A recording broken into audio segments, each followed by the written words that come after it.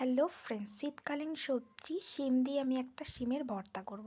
তো শিমটা কেটে আমি সিদ্ধ করতে বসিয়ে দিচ্ছি। শিমটা আমার সেদ্ধ করা হয়ে গেছে। তো তার মধ্যে আমি শিলনোড়ায় এটাকে একটু বেটে নিচ্ছি ভালো করে।